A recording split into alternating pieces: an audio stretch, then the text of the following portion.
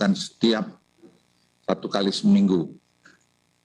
Sementara untuk luar Jawa Bali akan dilakukan setiap 1 dalam 2 minggu. Pada malam ini kami diperintahkan oleh Bapak Presiden untuk menyampaikan keputusan tersebut ke publik. Setiap langkah yang pemerintah ambil tentunya telah mempertimbangkan berbagai aspek serta masukan-masukan dari berbagai ahli dalam bidangnya. Penanganan di luar Jawa, Bali tentunya tidak bisa serta-merta dibandingkan dengan Jawa Bali. Karena tantangan di luar Jawa Bali lebih besar dari tantangan dalam Jawa Bali. Contohnya dalam hal dukungan infrastruktur kesehatan. Pemerintah akan terus bekerja keras untuk mengendalikan pandemi di seluruh Indonesia. Dengan struktur penanganan sekarang ini, menurut hemat saya sudah sangat baik, karena Presiden yang menjadi Panglima paling tinggi dalam penanganan ini, sedangkan Menko Perekonomian dan saya adalah sebagai komando-komando wilayah atau komando lapangan seperti organisasi di militer juga. Tidak mungkin satu komando untuk semua itu, karena itu melihat luas rentang kendalinya. Oleh karena itu keputusan yang diperintahkan untuk menunjuk Menko Perekonomian untuk menangani luar Jawa dan saya menangani Jawa Bali, saya pikir sudah keputusan yang paling tepat. Penerapan perpanjangan PPKM level 4, 3, dan 2 yang dilakukan sejak tanggal 2 Agustus hingga 9 Agustus di Jawa Bali menunjukkan hasil yang cukup menggembirakan. Dari data yang didapat, penurunan telah terjadi hingga 59,6% dari puncak kasus di tanggal 15 Juli 2021 yang lalu. Momentum yang sudah cukup baik ini harus terus dijaga. Untuk itu, atas arahan Presiden Republik Indonesia, maka PPKM level 4, 3, dan 2 di Jawa Bali akan diperpanjang sampai tanggal 16 Agustus 2021. Terkait keputusan ini akan dituangkan dalam instruksi Mendagri secara lebih detail. Dalam proses keputusan detail ini pun kami telah berkomunikasi dengan cermat dengan berbagai pihak, misalnya asosiasi mal, perindustrian, dan sebagainya, sehingga detail-detail pelaksanaan ini sudah disiapkan dengan baik oleh berbagai asosiasi. Selanjutnya perlu saya jelaskan bahwa penurunan kasus dan perawatan rumah sakit juga terjadi di sejumlah aglomerasi di Jawa Bali, kecuali masih ada masalah di Malang Raya dan juga di Bali. Untuk itu pemerintah akan segera melakukan intervensi kedua wilayah ini untuk menurunkan laju penambahan kasus. Tim kami sekarang sedang bergerak ke sana dan saya sendiri juga nanti akan pergi mengunjungi kedua daerah ini. Selain jumlah kasus, kami juga melihat laju penambahan kematian di Jawa Bali semakin menurun, meskipun kondisinya masih bisa dikatakan fluktuatif di masing-masing provinsi. Pemerintah juga sangat mewaspadai kenaikan mobilitas yang tercermin dari kenaikan indeks komposit pasca 26 Juli terhadap kenaikan kasus konfirmasi ke depannya. Hal ini tentunya akan kami pantau sampai minggu depan, mengingat adanya jeda 14 sampai 21 hari dari perubahan indeks komposit terhadap penambahan kasus. Dan ini kami lakukan secara ilmiah dengan bekerja sama dengan Facebook dan juga bekerja dengan Google dan bekerja juga dengan NASA. Dalam penerapan PPKM level 4 dan 3 yang akan dilakukan pada tanggal 10 sampai 16 Agustus 2021 nanti, terdapat 26 kota atau kabupaten yang turun dari level 4 ke level 3. Hal ini menunjukkan perbaikan kondisi di lapangan yang cukup signifikan.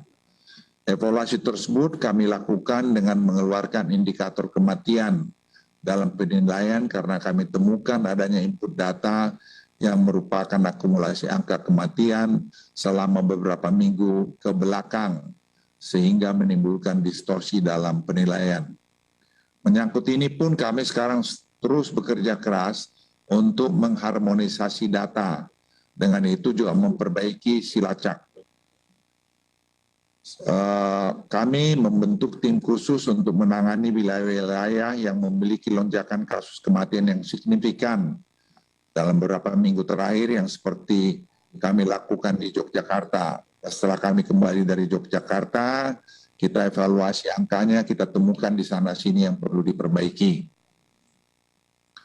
Selain perkembangan kasus COVID-19, saya juga akan sampaikan perkembangan yang terus membaik dari pelaksanaan 3M, testing dan tracing, serta capaian vaksinasi. Dan saya terima kasih juga kepada TNI Polri, Pemda, semua pihak, mahasiswa, anak-anak muda kita yang telah bahu-membahu bekerja untuk mensukseskan ini. Kepatuhan mengenai menggunakan masker telah mencapai 82%, meningkat 5% dibandingkan bulan Februari-Maret. Dan ini pekerjaan yang tidak mudah. Dan kami himbau juga pada kesempatan ini supaya seluruh masyarakat membudayakan untuk memakai masker ini. Karena kita mungkin akan hidup dalam bertahun-tahun ke depan dengan masker ini. Karena ini salah satu alat di samping vaksin untuk mencegah penularan varian Delta. Dalam hal peningkatan jumlah testing dan tracing, jumlah spesimen dan orang dites meningkat sangat signifikan hingga 3 kali lipat sejak bulan Mei 2021. Selain itu dari sisi tracing, keterlibatan TNI dan Polri mampu meningkatkan jumlah kontak erat yang berhasil di tracing. Saat ini memang masih ada pencatatan yang dilakukan secara manual untuk aktivitas tracing ini, terutama karena keterbatasan akses internet untuk wilayah-wilayah pedesaan. Namun hal ini akan terus kami perbaiki dengan penambahan jumlah digital tracer lapangan, dan juga perbaikan pada sistem silacak yang lebih adaptif guna mengakomodasi tracing kontak erat yang akan semakin besar hari ke harinya. Dalam hal kecepatan laju vaksinasi, sejumlah provinsi dan wilayah aglomerasi menunjukkan peningkatan laju vaksinasi harian yang cukup signifikan. Hal ini tentu saja akan membantu dalam hal upaya pengendalian pandemi COVID-19 akibat varian Delta. Dalam OSI perpanjangan PPKM dilakukan mulai 10 Agustus ini, terdapat 2 roadmap yang memiliki penyesuaian dan diuji cobakan, yaitu sektor pembelanjaan mal dan industri esensial yang berbasis ekspor atau penunjangnya. Pemerintah akan melakukan uji coba pembukaan secara gradual untuk mal, pusat perbelanjaan di wilayah dengan level 4 dengan memperhatikan implementasi protokol kesehatan. Uji coba pembukaan pusat pembelanjaan mal ini akan dilakukan di Kota Jakarta, Bandung, Surabaya, Semarang dengan kapasitas 25% selama seminggu ke depan. Nah, dengan protokol kesehatan yang ketat, hanya mereka yang sudah divaksinasi, saya ulangi, hanya mereka yang sudah divaksinasi dapat masuk ke mal dan harus menggunakan aplikasi Peduli Lindungi. Anak umur 12 di bawah 12 tahun dan 70 di atas 70 tahun akan dilarang untuk masuk ke dalam mal pusat perbelanjaan sementara ini. Selain itu, untuk industri esensial berbasis ekspor, minggu ini juga sudah disusun semua protokol kesehatan agar minggu depan juga ini bisa dioperasikan di kota level 4 dengan 100% staf yang dibagi minimal dalam 2 shift. Penyesuaian di level 4 dilakukan juga tempat ibadah. Dalam perpanjangan mulai 10 Agustus kabupaten di wilayah level 4 dapat melakukan ibadah dengan kapasitas maksimum 25% atau maksimal 20 orang. Kami ingin menekankan sekali lagi bahwa ada 3 pilar utama dalam hal penanganan COVID-19 ini. Pertama adalah peningkatan coverage vaksinasi secara cepat. Kedua, penerapan 3T yang tinggi. Dan kepatuhan 3M, terutama soal masker yang baik. Dalam menangani pandemi ini, pemerintah mengedepankan masalah kehati-hatian dengan baik. Jangan sampai perbaikan yang sudah kita capai dengan susah payah, kemudian menjadi sia-sia. Saya ingin menyampaikan pada Anda semua kita lelah. Bukan hanya petugas, masyarakat pun lelah. Oleh karena itu, jangan kita sia-siakan kelelahan kita ini karena kita tidak disiplin. Sekali lagi tentunya pemerintah tidak bisa bergerak sendiri tanpa keterlibatan peran serta dan juga kesadaran masyarakat. Masyarakat hari ini diharapkan memiliki kesadaran tinggi untuk berperan penuh dalam terus menjaga protokol kesehatan, utamanya dan melakukan penggunaan masker agar kita semua keluar dari badai pandemi ini. Saya juga ingin menyampaikan pengawasan, arahan yang diberikan oleh Presiden kepada kami semua adalah dari waktu ke waktu. Yang menurut saya dengan pengalaman saya sebagai seorang perwira TNI melihat bahwa arahan-arahan ini yang membuat proses pengambilan keputusan cepat yang tidak banyak dibayangkan orang.